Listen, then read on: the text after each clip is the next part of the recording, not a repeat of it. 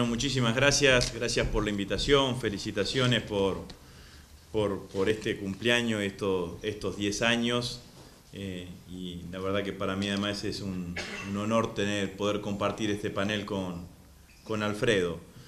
Es cierto que el debate económico nos cruza permanentemente, y es cierto que es un debate en el cual uno tiene que tratar de incorporar alrededor del debate argumentos, que no alcanza solamente con sostener una posición política. En mis años de presidente de bloque, en la Cámara de Diputados siempre trataba, por más que no era mi función, digamos, ustedes saben que en la Cámara de Diputados el mecanismo, el miembro informante, que por ejemplo, con el debate del presupuesto, el que daba la explicación técnica del presupuesto era el miembro informante, y para mí, que era en general el presidente de la Comisión de Presupuesto, que era el que mayor fundamentación técnica utilizaba. Y para el presidente del bloque siempre quedaba la argumentación más de carácter política y el remate más de carácter político. Yo intenté, y así intentaba siempre estructurar, no solo las leyes que tuviesen impacto económico, intentaba estructurar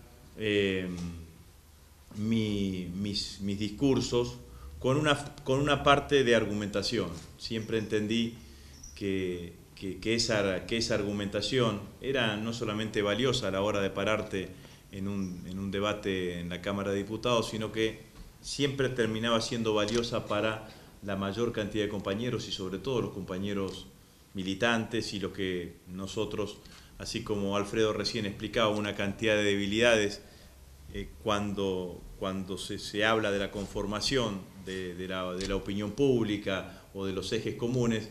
Hay una fortaleza que tiene el movimiento nacional y popular, y que la ha tenido históricamente, que es su enorme capacidad de movilización y su enorme cantidad de militantes, que en general los otros espacios políticos no lo tienen, digamos, no porque tengan pocos militantes, porque no conciben a la política desde el punto de vista de la militancia. De hecho, cuando el discurso de la derecha fue hegemónico en la Argentina, el militante pasó el término militante desapareció y fue incorporado el operador, y el operador es un término del mercado, no es un término de la política, digamos, ¿no?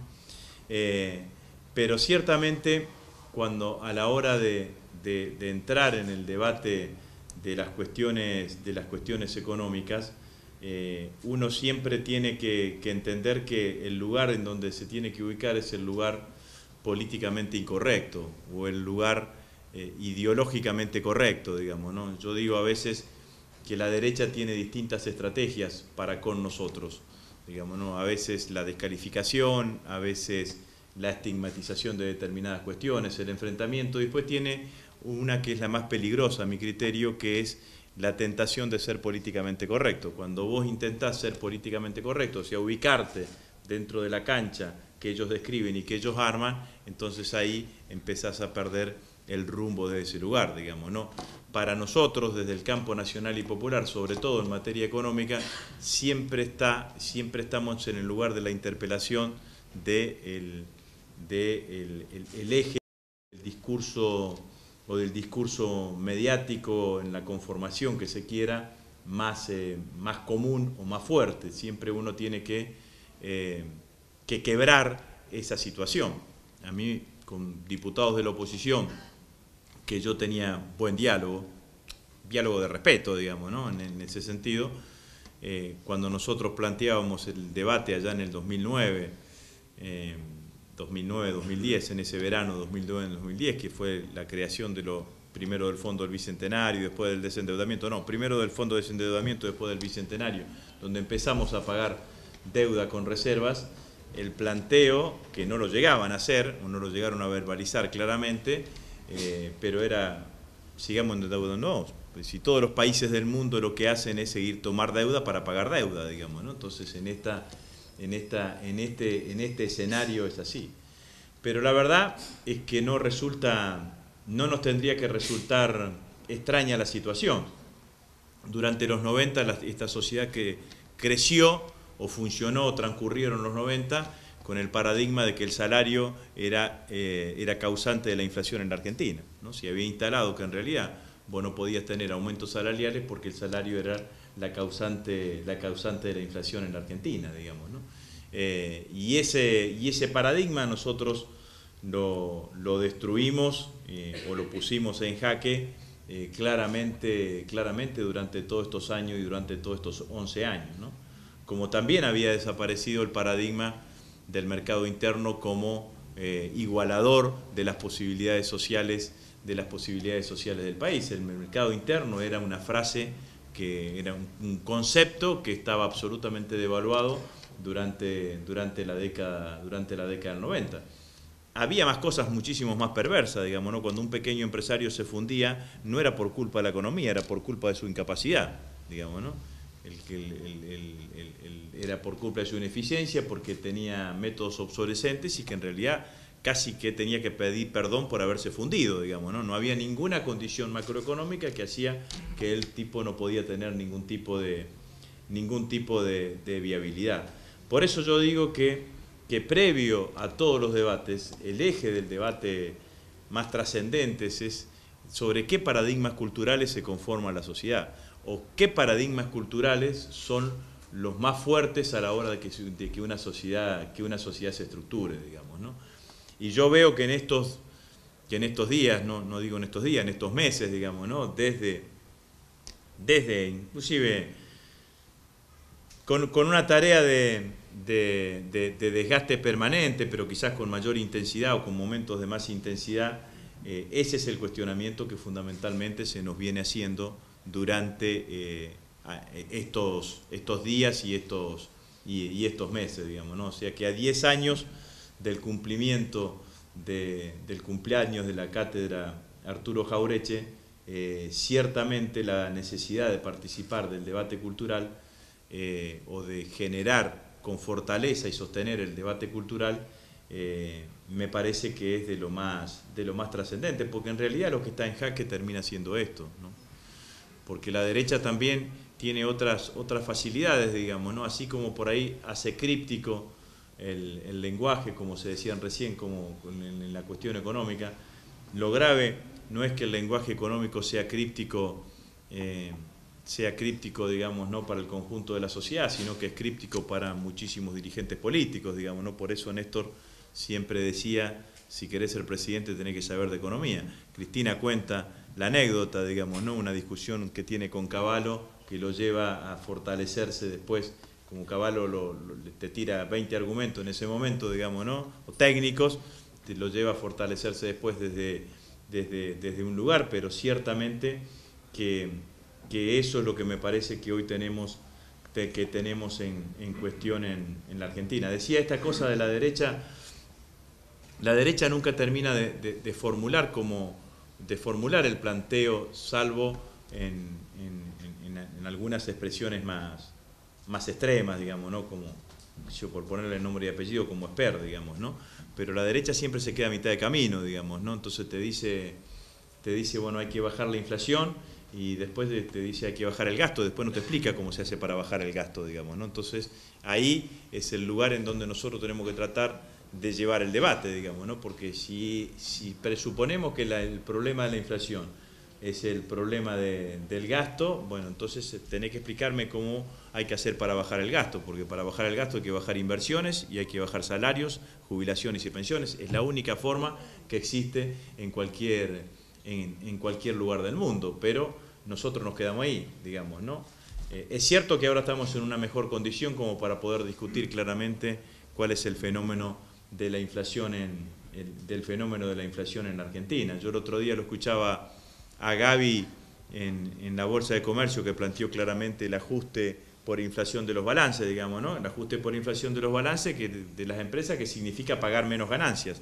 Digamos, si tuvimos más gasto por la cuestión de la inflación, entonces pagamos menos ganancias. Entonces vos te preguntas, bueno, ¿pero quién genera la inflación en la Argentina? ¿La genera el Estado con emisión o la generan los grupos concentrados empresarios, que son los que te determinan determinados precios o que tienen posiciones dominantes en la conformación de la cadena de precios? Entonces, bueno, mi opinión es claramente esa, digamos, ¿no? Nosotros somos un modelo que genera tensión. Está claro que cuando vos metés siempre inyección al consumo, generás en algún momento algún tipo de tensión.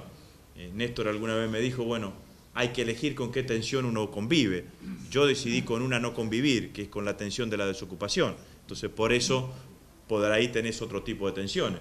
Pero lo cierto es que la demanda agregada que hemos tenido constante durante todos estos años, a veces se resolvió con mayor producción de bienes y servicios y a veces se resolvió con mayor aumento en términos de unidades de esos propios bienes y de esos propios servicios, digamos, ¿no? Entonces, el debate de la ley de abastecimiento, y salto de un tema al otro, discúlpenme si soy desordenado, pero el debate de la ley de abastecimiento es, en realidad, me decís que tenés que bajar la inflación, pero cuando propongo mayores mecanismos por parte del Estado para controlar lo que significa en la cuestión de la traslación de los precios, tampoco querés que se controle. Entonces, en realidad, lo que querés buscar es cambiar claramente el modelo, porque de última lo que se está discutiendo en Argentina entre la continuidad de nosotros u otro modelo es dónde va la tasa de rentabilidad de la sociedad. Este es el problema. Lo que nosotros hemos cambiado durante todos estos años es cómo es la tasa de rentabilidad de la sociedad argentina, digamos, ¿no? Y hemos logrado tener tasas de rentabilidad muchísimo más equilibradas entre el mundo del capital y el mundo del trabajo. Y los que siempre tuvieron tasas de rentabilidad más altas, lo que buscan es un escenario para que eso se produzca. Y la única manera de que exista tasa de rentabilidad más alta es que los trabajadores ganemos menos. Y para que los trabajadores ganemos menos, hay un único mecanismo que no hay un único mecanismo, pero hay un mecanismo que ciertamente facilita que los trabajadores ganen menos, es que haya desocupación. Porque cuando hay desocupación, el dirigente gremial ya deja de pelear por el aumento de los salarios, sino que pasa a pelear exclusivamente por defender su puesto de trabajo, digamos, ¿no? Entonces, en realidad, ¿con qué viene ligado esto? Con que lo que necesitamos es que haya menos alientos para el consumo, porque menos alientos para el consumo significa menor fortaleza del mercado interno. Si hay menor fortaleza del mercado interno, seguramente hay menor generación de puestos de trabajo. Cuando empieza a haber aumento de la desocupación y menor generación de puestos de trabajo, se cambia de vuelta la tasa de rentabilidad porque se bajan las condiciones salariales. Entonces, este es el debate que nosotros tenemos que tratar de instalar en la Argentina hoy de manera masiva, porque la derecha no lo va a plantear nunca así, digamos, ¿no? Pero en realidad los que les hemos suprimido privilegios durante estos 11 o 12 años, que han encontrado siempre en el Estado una barrera para obtener mayores tasas de rentabilidad, van a querer ir por su propia revancha, digamos, ¿no? Y cuando uno se encuentra hoy en el debate político, electoral, digamos, ¿no? El debate electoral es muy berreta en la Argentina, hay que decirlo con claridad, digamos, ¿no? No hay ningún dirigente político que logre expresar 4 o 5 ideas, digamos. Yo no digo que no las tengan, digamos, ¿no? Porque en general no quieren expresar las ideas que pueden llegar a sostener. Nadie quiere expresar de que en realidad para aumentar la tasa de rentabilidad de los sectores concentrados de la economía, lo que se necesita es que en la Argentina haya mayores niveles de ocupación. Ningún candidato va a decir eso en campaña, pero van a hacer eso. Digamos, ¿no? Menem lo que hizo fue sinceró en un determinado momento con el grado de impunidad que tenía en esa época, digamos, ¿no? Si decía lo que iba a hacer, no me votaba nadie, que es lo que decía recién Alfredo, digamos, ¿no? Por eso no terminan de formular claramente cómo son las políticas y los planes de cada uno de ellos. Digamos, ¿no? La población económicamente activa de la Argentina en los próximos 10 años va a crecer en 4 millones de personas, hombres y mujeres. Para mantener estos niveles de ocupación hay que crear 4 millones de puestos de trabajo. No hay un candidato que hable cómo se genera trabajo en la Argentina o cómo se genera empleo en la Argentina en términos de futuro o en términos de acá para adelante. La verdad es que tampoco está en la agenda de cómo se genera empleo. Y si lo dicen, van a decir la receta de los 90, inversión, inversión, inversión, cuando derrame, seguramente será el momento. ¿Cuál es el problema que tenemos nosotros en esto? Bueno, el problema que tenemos es el problema o cómo se construye las opiniones. No quiero utilizar el término opinión pública porque me parece muy liberal, digamos, ¿no? Las opiniones o las corrientes de opinión dominantes en el conjunto de la sociedad. Y nosotros durante todos estos años hemos tenido buenos momentos y malos momentos. Hablo de un mal momento, de la 125. En el debate de la 125 a nosotros nos pasó lo peor que te puede pasar en un debate político. Los sectores que vos decís que querés representar y que defendés desde tu debate y de tu posición política te dicen que estás equivocado. No quieren que los representes, digamos, ¿no? A mí me pasó una anécdota, yo me acuerdo, venía semanas tras semanas discutiendo y debatiendo eso. Un día llego a mi casa, a Rosario, un viernes a la noche tarde, mi mujer me estaba esperando, los chicos ya estaban dormidos, estábamos cenando, y yo descargaba, digamos, ¿no? Y entonces me escuchaba, y en un momento me dijo, bueno, ¿no te enojas si te digo algo? La mujer que trabaja en casa está en contra del gobierno, está a favor del campo. Entonces ahí teníamos un problema, digamos, ¿no? Entonces ahí un problema cuando los trabajadores, bueno, entonces si el problema de la inflación en términos de lo que dice la derecha liberal lo terminan asumiendo como problema los trabajadores argentinos, ahí tenemos un problema. Entonces el debate de la inflación hay que tratar de insertarlo en el conjunto de los trabajadores argentinos, de que detrás del debate de la inflación puede estar su pérdida de empleo, aunque suene cruel, pero yo también creo que acá en el debate ideológico, en el debate de la Argentina tenemos que tensionar en términos ideológicos. Tensionar en términos ideológicos no significa andar peleándose por la calle, ni andar gritando, ni andar poniéndose guantes de box, ni mucho menos, digamos, ¿no? Sino tratar de hablar de las cosas que son, digamos, ¿no?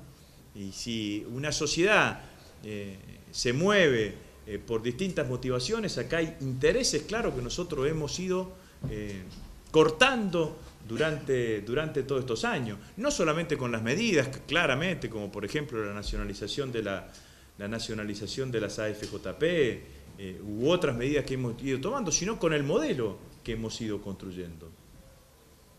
Néstor tenía la posibilidad en el 2003 de seguir utilizando la potencialidad que le daba la fenomenal devaluación que le dio en ese momento y apostar al crecimiento de la Argentina exclusivamente en base al sector exportador. Y apostó al crecimiento de la Argentina en base a la consolidación de un mercado interno, que no es condición necesaria y suficiente para que haya igualdad, pero sí es condición necesaria. Sin mercado interno, sin fortaleza de un mercado interno, no hay un país más equilibrado, no hay un país más justo, porque simplemente si no hay mercado interno y no hay consumo alrededor de ese mercado interno, no se generan los puestos de trabajo que se puedan generar o que se necesiten generar en nuestro país.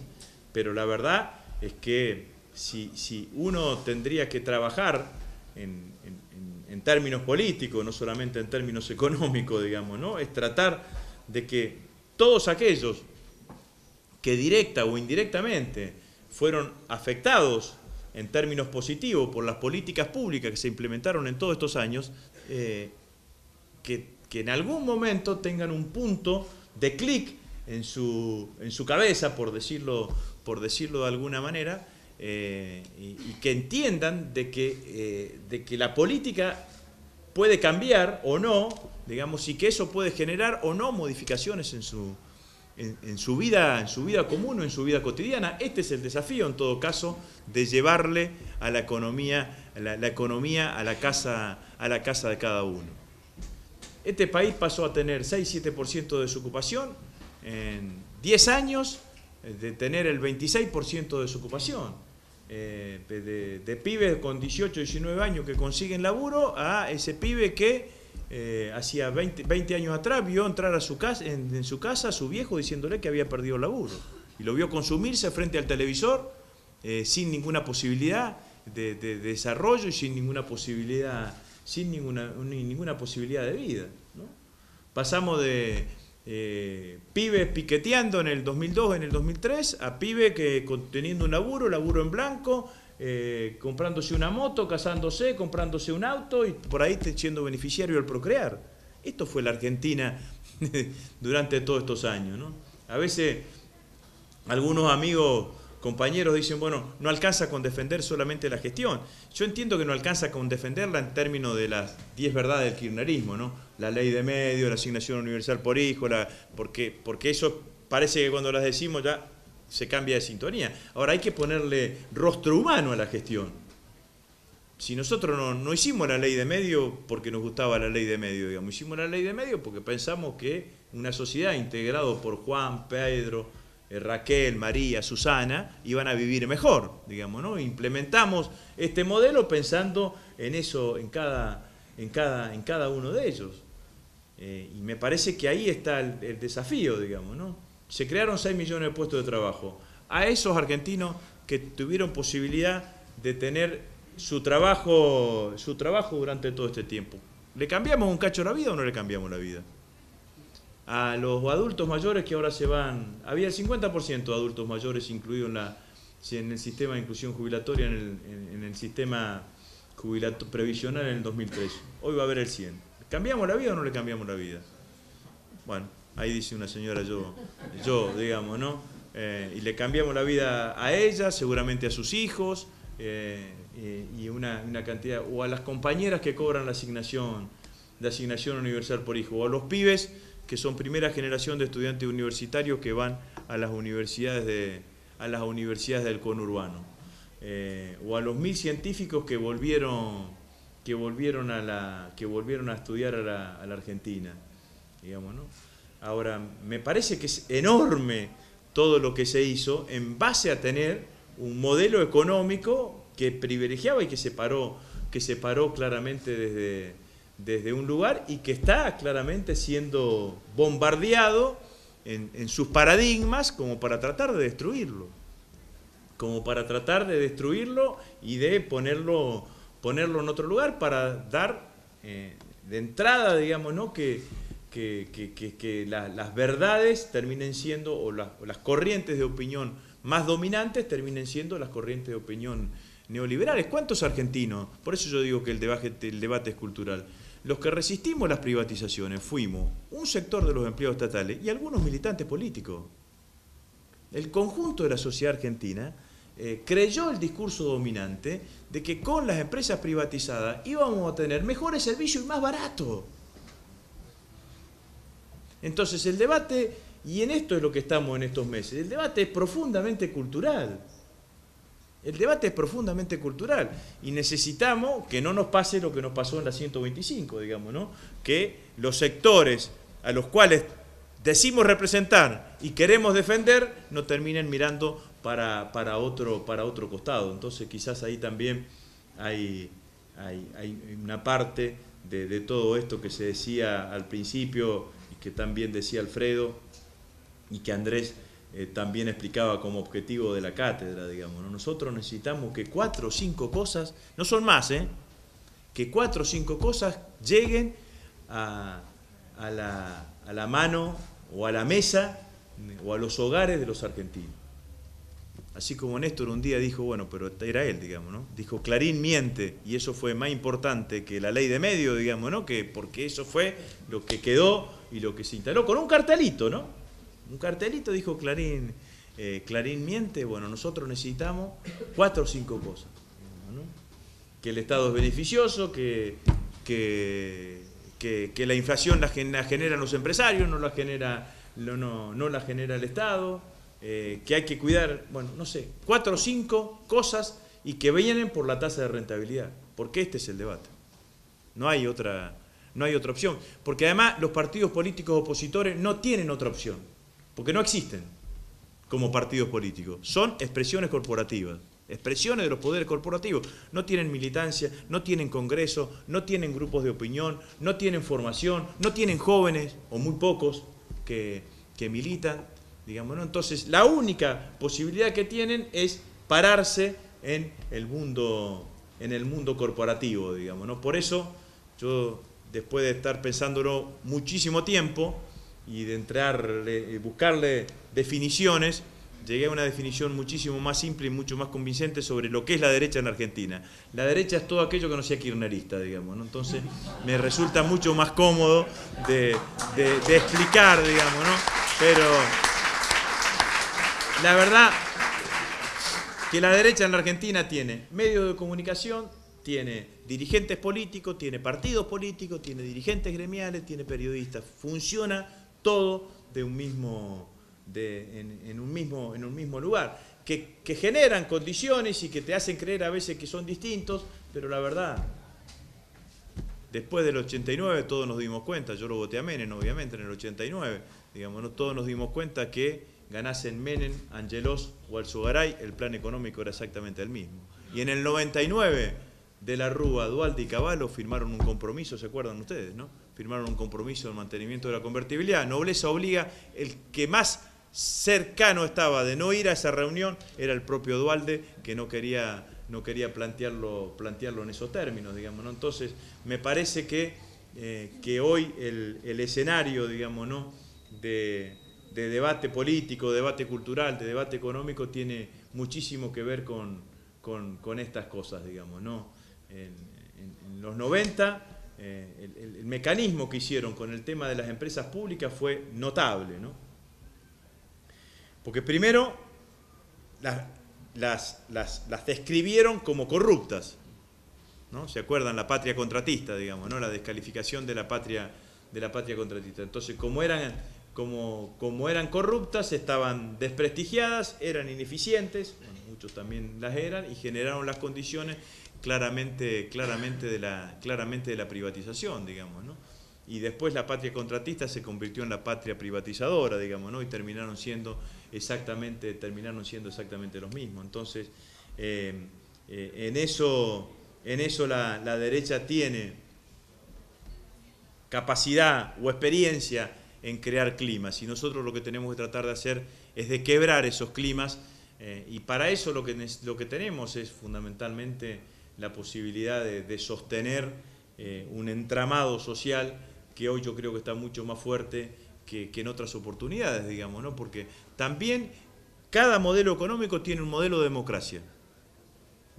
Nosotros propondemos o nos sentimos cómodos en una democracia más tumultuosa, democracias más participativas, con posibilidad de debate, con posibilidad de asambleas populares, con posibilidad de que el debate político se dé en una fábrica, en una plaza, en una reunión como esta, digamos, ¿no? La democracia de la derecha liberal, la del ajuste, la de la rentabilidad del sector empresario, es una democracia de baja intensidad. Es una democracia con dirigencia política desprestigiada, es una democracia en donde los niveles de participación, a partir de que la dirigencia política esté desprestigiada, los niveles de participación sean bajos y el debate público no esté dado en ámbitos como este, sino que esté reducido solamente al set de televisión, digamos, ¿no? Entonces ahí es el escenario en donde las corporaciones se sienten más cómodas. Bueno, perdonen la dispersión, pero muchísimas gracias y felicitaciones. Feliz cumpleaños.